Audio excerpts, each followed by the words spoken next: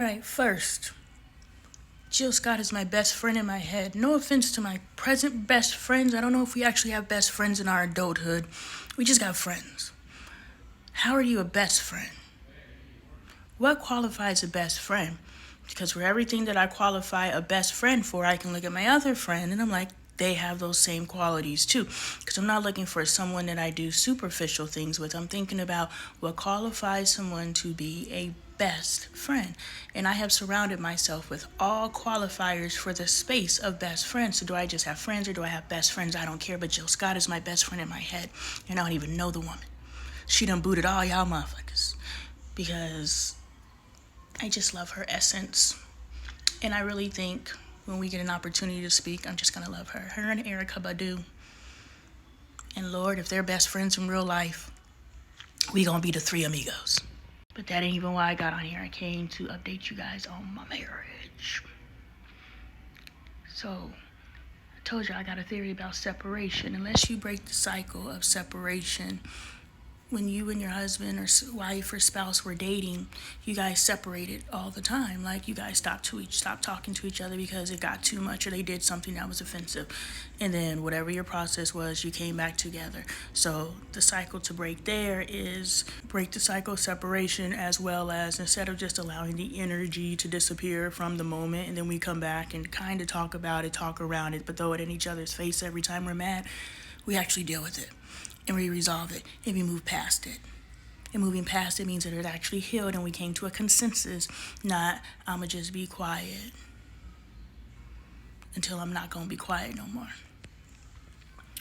But my theory on separation was unless you break that cycle, which me and Dre have not, you're going to have to separate in your marriage. Or you're gonna keep bumping up against each other until you hate each other.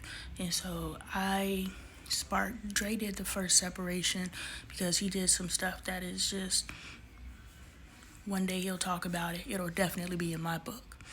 But, like, he left the house. He was like, I'm going to remove myself from this home. He was gone for 3 days and then he came back. Now, this second separation happened after we went out to Texas Roadhouse. After that argument, we came home, tried to have a conversation because somehow I'm wrong for separating from him, even though he listened to a man who has researched couples for over 30 years say that it is best when temperatures rise, heart rates rise, somebody exits stage left. Anyway, so we got in our conversation, whatever. He's piping up still. I don't pipe up. I rarely pipe up now. But, he's getting his energy worked up and comes into the space of you're like, calm down. I don't know how to calm down. Well, you should calm down because if you want to effectively communicate what you want to effectively communicate, wouldn't that happen more frequently than not if you calm down? So it's not just me that's saying, calm down, so you're going to buck up against me and do something the opposite of what I request because you ain't doing nothing I want to do. So a lot of your conflicts are just for the sake of conflict. But if we could look past the fact that it's me asking you to calm down and say, hey, if I want to be heard and I want to be received, it is in my best interest to calm down. So when someone tells you to calm down, maybe don't do the complete opposite. Maybe don't fall into the trap. As soon as somebody tells you to calm down, you don't calm down. That is the lie that they have fed us, and it's time for us to stop receiving the lie, especially if on the other side of that calming down or not calming down are circumstances that you don't want to be in. How many people are no longer walking this earth? How many people are locked behind bars? All industries that get fed from our ignorance. How many people have lost their family? How many people are not speaking to their family, their children that they actually desire a relationship with, their kids actually desire a relationship with you, but one of you guys can't figure out how to calm down. Both of you guys can't figure out how to calm down. We are the causality of our own destructions, but that's not even why I'm here. So after that night, he came in the house fussing with me, and then me and the dog, we left. And we spent 10 days, because we went to dinner on the 4th. On the 14th, I came back to my room, but I spent 10 days in Bailey's room. And I was just like, okay, well, I'm kind of over the energy of staying away, but I also understand that separation is necessary. So whether I feel it's time to come back or not, he needs to energetically feel that it's time for me to come back.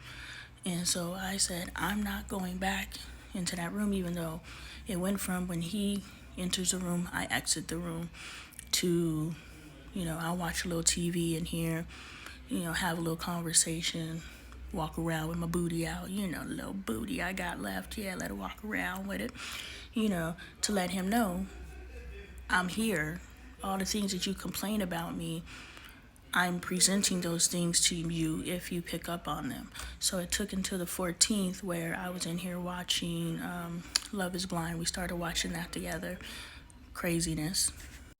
It got to the point where I would just be in the room till I'm done watching TV, and then I'll go and sleep in Bailey's room. So on the 14th, he was just like, how long are you going to sleep in Bailey's room?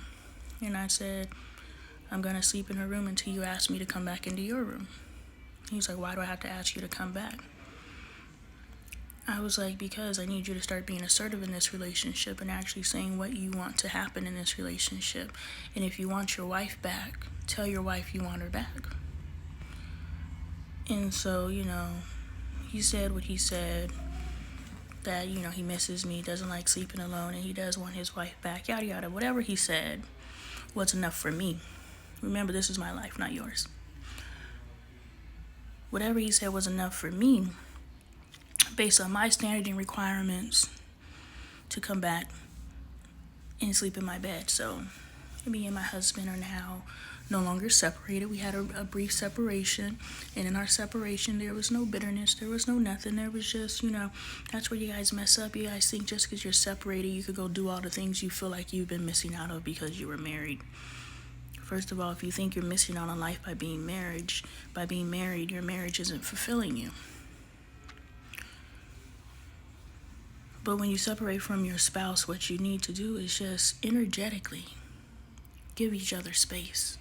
Because when you were dating, you were able to do that. And that's how you lasted so long, because you were able to energetically give each other space.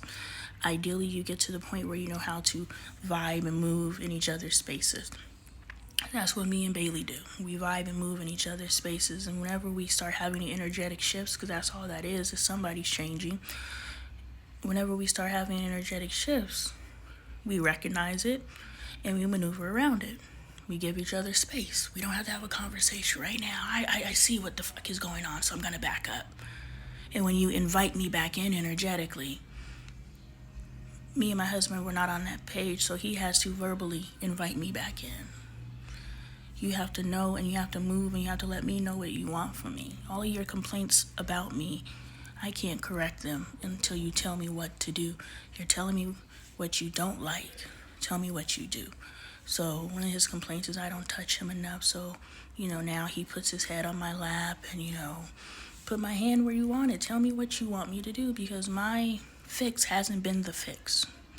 So we continue to bump up against each other, or tell me what you want. A lot of you guys' issues are you're not willing to tell each other what you want because you want the other person to be happy, but their happiness is in control in their way, which is totally disregarding your happiness. That type of happiness is short-lived because you're a whole human too. So set your relationship up for success in the beginning. No one yields to anyone when it's a complete disregard of self. The yielding is truly 50-50. I've been to your will as much as you've been to my will.